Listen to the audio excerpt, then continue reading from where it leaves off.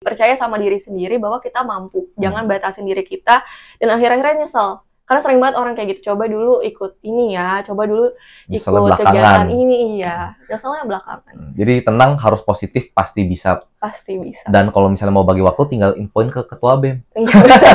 Betul. Nanti ketua BEM-nya, oh iya, ada ini ya, nanti atur gitu ya.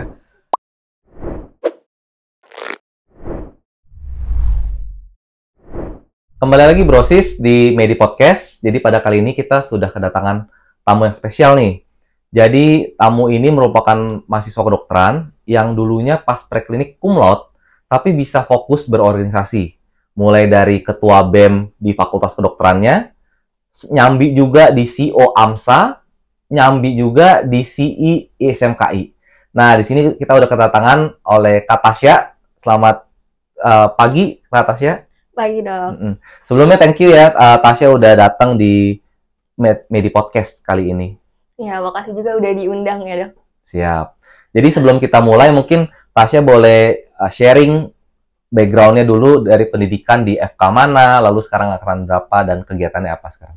Oke, halo Brosis, perkenalkan nama aku Tasya Zuria Putri, dan aku angkatan 2020 dulu waktu masuk di Fakultas Kedokteran UPN Veteran Jakarta. Jadi, aku baru lulus sebetulnya, baru lulus di tahun 2024 ini, di awal, dan sekarang aku udah mulai koas, gitu. Oke, ya. Tasya ini kalau dilihat kan menarik ya. Terkadang, jangankan 3 organisasi sekaligus, tapi untuk membagi satu organisasi dengan bagi waktu untuk belajar itu juga sulit. Nah, itu kenapa Tasya punya motivasi yang sangat tinggi ya, bisa sampai ikut 3 organisasi sekaligus, plus juga kuliahnya nggak terbengkalai gitu, hasilnya cum laude.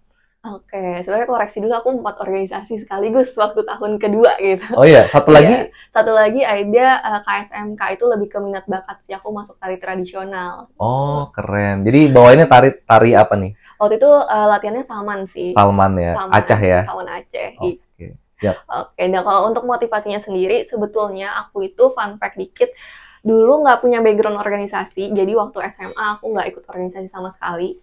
Yang abis kelas pulang atau main sama teman gitu, aku nggak tertarik sama sekali. Begitupun pas aku masuk ke kuliah, pas awal-awal. Aku mikirnya, kedokteran kayaknya susah nih gitu kan. Terus kayaknya aku akademiknya nggak kenceng-kenceng banget gitu ya, ngerasanya masih kurang gitu. Setiap belajar ada aja yang nggak tahu gitu. Akhirnya aku memutuskan kayak, aku nggak mau masuk organisasi. Oh, di awal-awal malah nggak mau? Nggak mau, sama sekali aku nggak mau. Bahkan dulu zaman-zamannya aku kan online, Zoom gitu ya. Oh, zaman COVID ya? Iya, zaman COVID. Aku mau on mic di Zoom aja, takut, gemeteran. Walaupun itu kelas, misalkan dosennya nanya, ada yang mau bertanya nggak mau, aku takut gitu. Walaupun aku tahu ada yang pengen aku tanyain. Tapi akhirnya, kalau kita flashback dikit, dulu itu aku memang punya role model seorang dokter spesialis yang sering nanganin aku waktu aku kecil. Dan aku ngelihat dia nanganin anak-anak, itu kayak kagum gitu. Kok keren ya dokternya, dari aku sakit jadi nggak sakit, kok dari anak nangis sampai akhirnya dia bisa ketawa-ketawa gitu, dan dari anaknya lemes sampai dia bisa lari-lari, dan aku akhirnya suka gitu sama kedokteran. Oh, oke. Jadi base sebenarnya punya role model dokter spesialis anaknya yang nanganin asmanya Tasya. Iya, dulu waktu kecil. Jadi emang aku sering bolak-balik berobat sama beliau, dan akhirnya pas ngeliat kayaknya dokter keren nih, walaupun di keluarga aku nggak ada yang dokter, tapi aku memutuskan aku pengen jadi dokter supaya bisa ngeringanin beban penyakit orang lain kayak gitu. Oke. Berarti kan itu motivasi kuatnya untuk Tasya menjadi profesi dokter. Kalau misalnya kita lihat kan Tasya ini organisasinya linear semua ya, mulai dari BEM itu CI, di SMKI CI juga, kalau AMSA CO. Mungkin kalau misalnya yang satu lagi kan tarian itu agak berbeda ya. Itu kenapa Tasya tertarik dengan organisasi yang Pengmas ya, pengabdian masyarakat?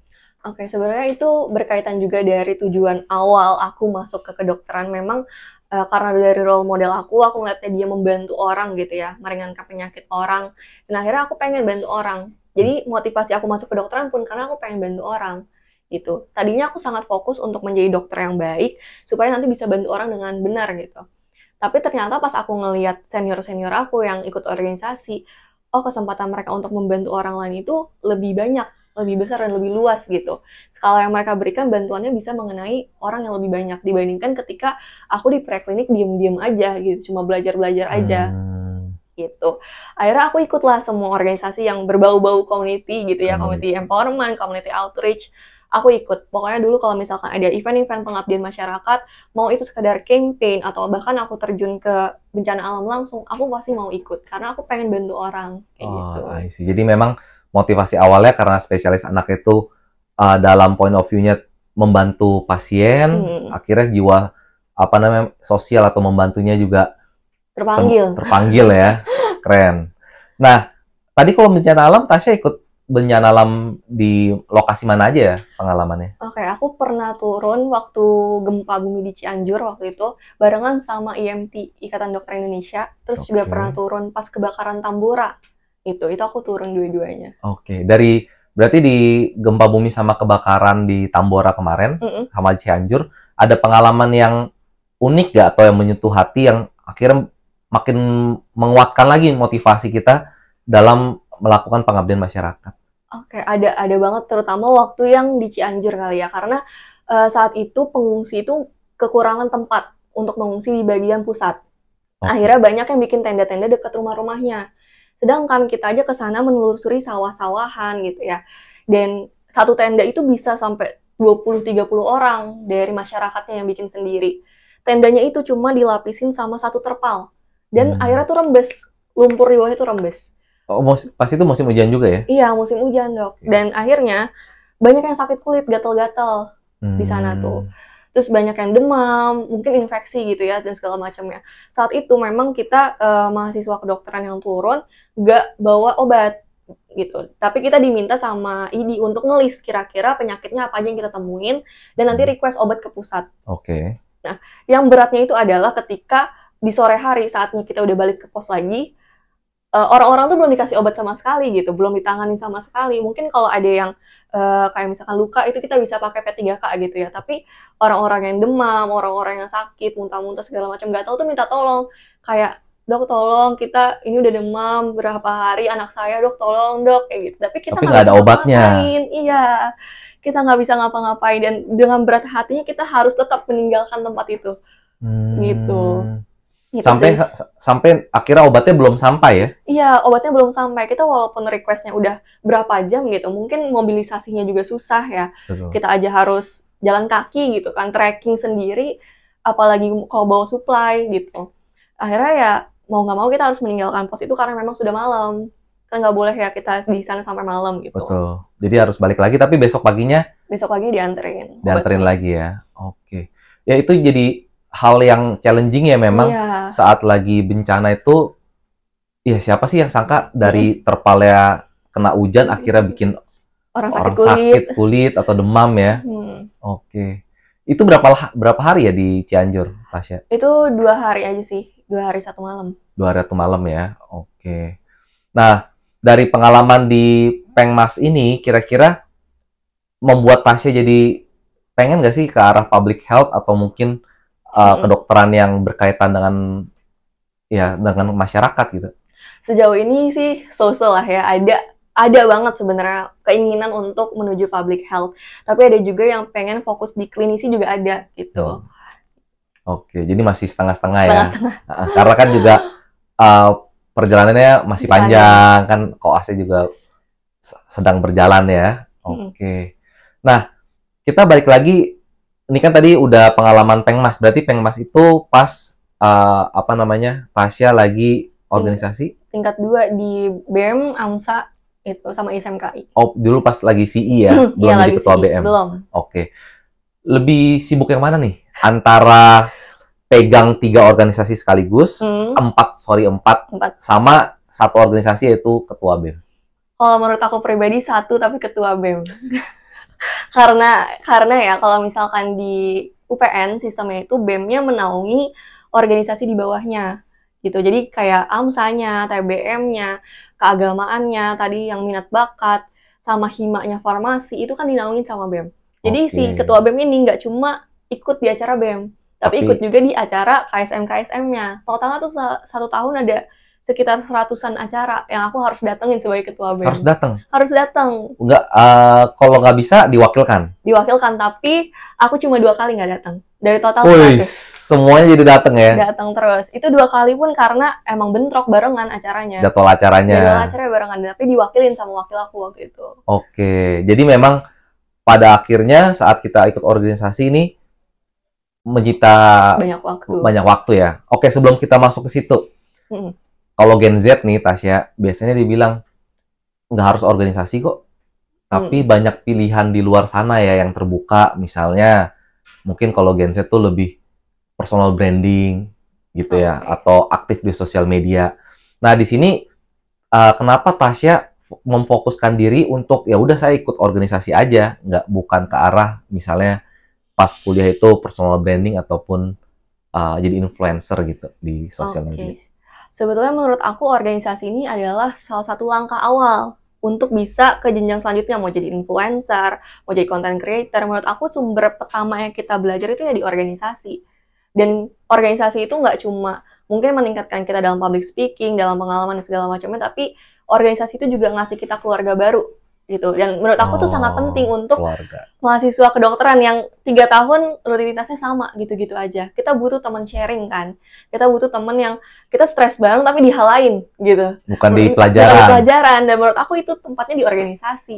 Memang organisasi nggak bisa ngasih segalanya, tapi menurut aku organisasi itu menimbulkan suatu keluarga yang bisa bikin semuanya jadi possible untuk bareng-bareng dilakuin gitu. Karena kita menyelesaikan suatu hal bareng-bareng susah, senangnya bareng-bareng ya. Betul. Sekarang masih pakai gak sih slogan BEM, sekali berkarya keluarga selamanya? Oh, enggak. Enggak ya?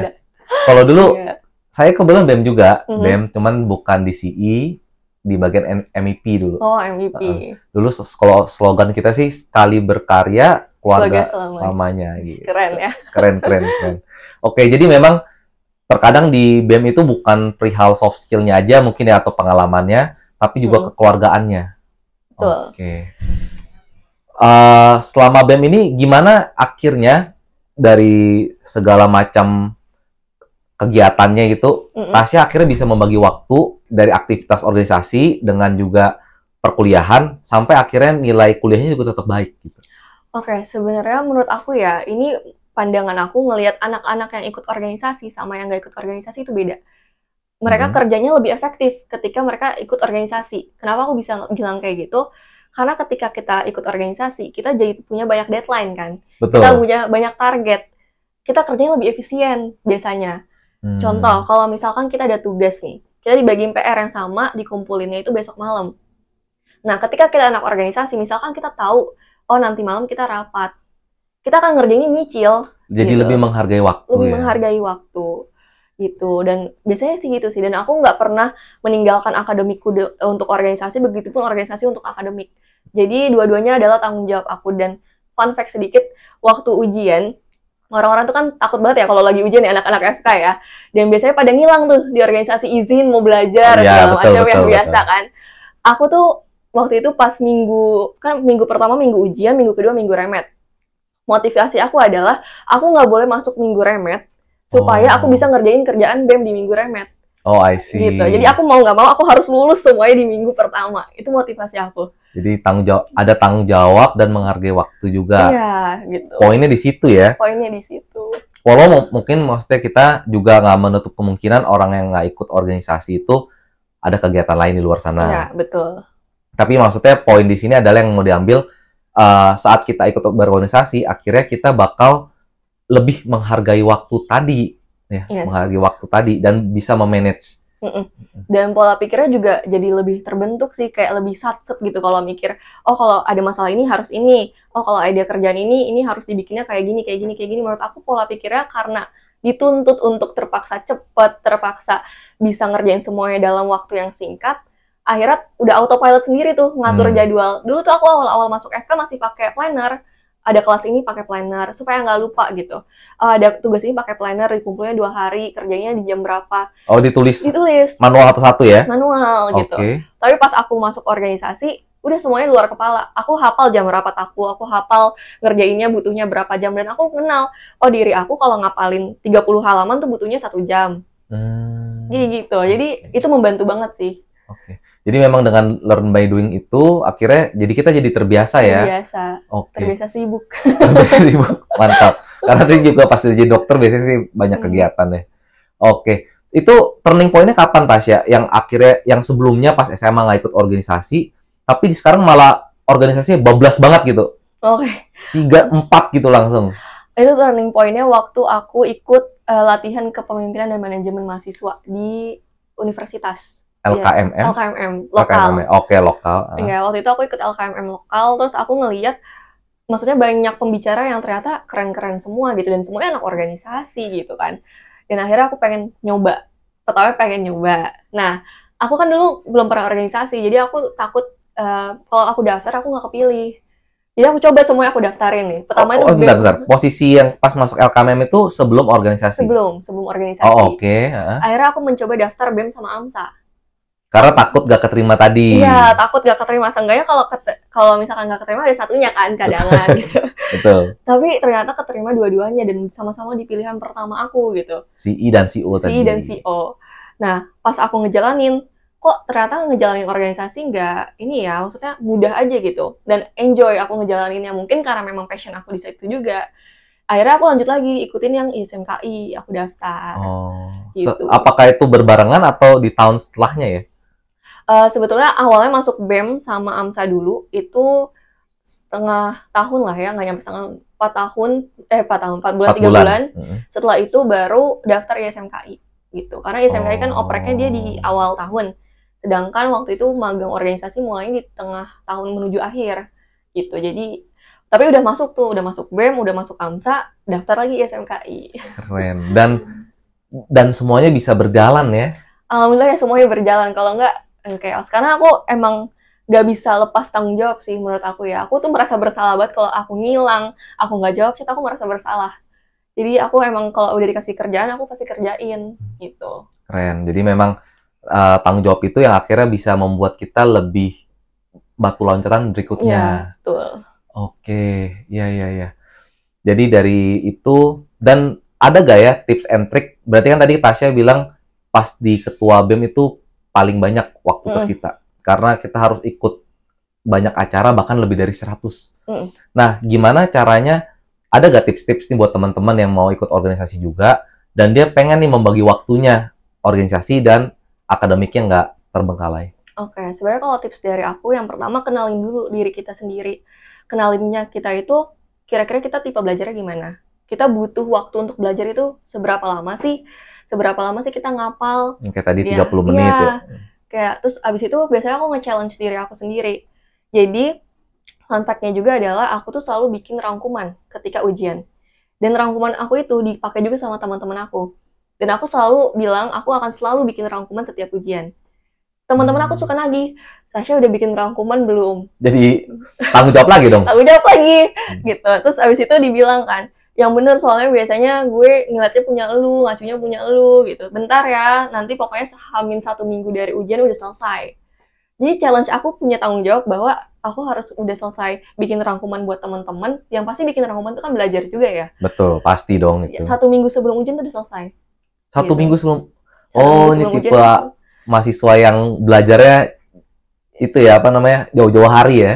Sebetulnya buat bikin rangkuman segala macam, baca itu jauh-jauh hari. Tapi kalau ngapalinnya aku mepet-mepet sih. Kalau ngapalin aku tetap mepet-mepet. Gitu. Oke, iya. Oke. Selanjutnya, jadi tadi bikin rangkuman juga ya. Bikin rangkuman itu yang membantu juga Tasya untuk cepat mengingat pelajaran dan juga nanti pas ingat H-1, H-2 tinggal baca lagi cepat. Iya, tinggal baca lagi. Oke. Dari kebiasaan hal tersebut, kayak dari organisasi sama belajar juga, itu kebantu gak sih untuk nanti koas Tasya? Mungkin ya, kalau misalnya teman-teman yang ikut organisasi, mereka nggak banyak juga yang berpikirnya, ya sebenarnya nanti kepakainya seperti apa, gitu. Ya kita coba cerita ke koas, sebenarnya kepake gak sih di koas? Menurut aku kepake banget. Yang pertama dari segi relasinya dulu ya. Kadang-kadang kan kita koas tuh ketemu sama anak univ lain ya, nggak cuma UPN doang. Kadang-kadang tuh kita bisa connect, oh ternyata ini anak BEM ya kemarin ya, yang barengan sama gue ya, oh iya gitu, jadi enak deket ngobrolnya. Itu yang pertama. Yang kedua juga jadi kenal sama semua orang. termasuk sama teman-teman angkatan gitu kan. Siapa yang nggak kenal kita kalau misalkan kita aktif gitu kan di organisasi. Jadi kita bisa masuk tuh ke semua orang, bisa ngobrol sama semua orang, karena koas itu kan lebih ke teamwork ya, bukan personal Bukan work. individu. Iya. Kalau preklinik mungkin kita individu Masih ya. bisa individu, tapi untuk koas tidak. Koas itu tidak bisa individualis. Harus bareng-bareng. Bareng-bareng. Semua kesalahan ditanggung bareng-bareng ya kalau koas gitu. Jadi itu membantu banget. Dan yang kedua juga kita itu lebih kebiasa sibuk kan tadi dibilang. Koas itu juga sama sibuk menurut aku. Lebih sibuk jauh dibandingkan preklinik. Dan kebiasaan-kebiasaan tadi yang manage waktu kita, nentuin deadline, target sendiri, kebiasa mungkin ngerjainnya sampai malam gitu. Kalau orang-orang udah ngantuk, kita belum masih semangat gitu malam-malam. Ngerjainnya sama teman-teman itu kebantu banget. Dan itu kebiasaan-kebiasaan yang adanya di organisasi gitu. Bahkan ada juga organisasi yang mungkin kayak TBM gitu ya, ngajarin kita tentang ilmu kedokteran yang praktek langsung gitu. Atau Pengmas, kita kan terjun langsung ke masyarakat. Betul. Jadi kita udah terpapar ke masyarakat duluan sebelum teman-teman kita yang non-organisasi ini terpapar. Gitu. Dan, karena kan secara langsung sebenarnya kita Pengmas ketemu pasien ketemu gitu pasien gitu. Kita udah latihan cara edukasi, kita udah latihan misalkan cara tensi, cara cek blood glucose dan segala macamnya kayak gitu. Oke, jadi memang bakal kebantu banget saat kita aktif berorganisasi, terus nanti koas itu bakal kepake ya. Bakal kepake. Setuju banget sih, memang koas itu kita nggak bisa individu ya. Iya, nggak bisa. Harus kelompok ya. Harus kelompok. Kalau nggak nanti muncul koas pato, koas fisiologis. Oh iya, koas pato. Ada nggak sih gitu? Ada koas pato. Iya kan gitu ya. Yang sebenarnya tujuannya itu supaya kita pas koas itu bareng-bareng. Oke. Gimana nih perbedaan koas sama preklinik bagi waktunya, apakah sama gitu? Sejujurnya ya kalau misalkan ditimbang preklinik yang dengan organisasi, dengan menjadi ketua BEM, kayaknya masih sibukan waktu itu gitu. Dibandingkan karena koas, ada organisasi juga ya? Iya, dibandingkan koas yang minor. Tapi beda cerita kalau koas tase mayor. Kayak kalau koas tase anak tadi. Iya, kalau koas tase mayor mengabdikan hidup di rumah sakit. Udah. Titik. Iya. Apalagi kalau misalnya stase kayak bedah, objin itu ya. Anak juga sih ya. Anak juga. Oke, berarti memang pas lagi koas itu, kalau Tasya lihat kalau dibandingkan preklinik plus organisasi, tentunya lebih sibukan yang pas organisasi ya. Nah, terkadang statement tersebut malah kalau brosis nonton nih, itu bikin tambah takut lagi gak sih? Aduh, jangan-jangan ini benar-benar sibuk, bahkan lebih sibuk dibanding koas gitu. Gimana Tasya bisa meyakinkan teman-teman itu bahwa enggak kok sesibuk, walaupun sibuk, tapi sebenarnya pasti bisa terhandle gitu. Supaya teman-teman yang lain juga pengen nih bisa aktif organisasi pas preklinik. Oke, sebenarnya ada prinsip yang aku selalu pegang bahwa ketika kita misalkan jadi mahasiswa kedokteran terus kita ikut organisasi, kalau misalkan kalian ada kalau misalkan brosisnya ada ujian, ada pelajaran yang pengen dipelajarin ekstra, it's okay buat ngomong gitu sama organisasinya. Kita kayaknya butuh break dulu mau belajar, karena yang tahu kesanggupan diri kita itu kan diri kita sendiri gitu. Dan it's okay gitu, karena yang pertama, yang bikin kita bisa masuk ke organisasi adalah karena kita mahasiswa kedokteran. Kalau kita bukan mahasiswa kedokteran, kita nggak bisa menjadi bagian dari organisasi kedokteran. Oh, pengalamannya nggak bakal keulang ya? Iya, pengalaman itu nggak akan keulang. Dan ya, kita pertahankan dulu status kita sebagai seorang mahasiswa yang punya tanggung jawab untuk pendidikan, gitu. Dan aku selalu pegang bahwa ketika kita, misalkan daftar organisasi, kita diterima, gitu. Kita ditempatkan dalam suatu posisi. Itu akan terjadi sekali seumur hidup, tidak akan terulang, dan itu udah ditentuin bahwa kita sanggup untuk ngelakuin itu. Karena kalau nggak sanggup, nggak mungkin dikasih ke kita. Betul. Gitu. Jadi aku selalu megang, kalau aku dikasih beban segini, aku punya beban akademik segini, dua-duanya aku sanggup. Gitu. Intinya harus positif dulu ya. Thinking ya. Tapi memang harus butuh kepercayaan diri juga sih. Percaya sama diri sendiri bahwa kita mampu. Jangan batasin diri kita dan akhir-akhirnya nyesel. Karena sering banget orang kayak gitu, coba dulu ikut ini ya, coba dulu ikut kegiatan ini, iya. Nyeselnya belakangan. Jadi tenang, harus positif, pasti bisa. Pasti bisa. Dan kalau misalnya mau bagi waktu, tinggal infoin ke ketua BEM. Betul. Nanti ketua BEM-nya, oh iya, nanti atur gitu ya. Oke, kalau gitu, Tasya, sepertinya sih podcast ini sangat akan memberikan insight ya ke mahasiswa kedokteran bahwa memang bisa loh bagi waktu organisasi plus bahkan ini prekliniknya juga cum laude, dan itu terkadang kita yang nggak ikut organisasi pun belum tentu juga ya cum laude gitu. Nah, Tasya boleh kasih pesan-pesan terakhir buat teman-teman, ajakan lah mungkin buat teman-teman atau brosis sekalian mahasiswa kedokteran untuk aktif berorganisasi.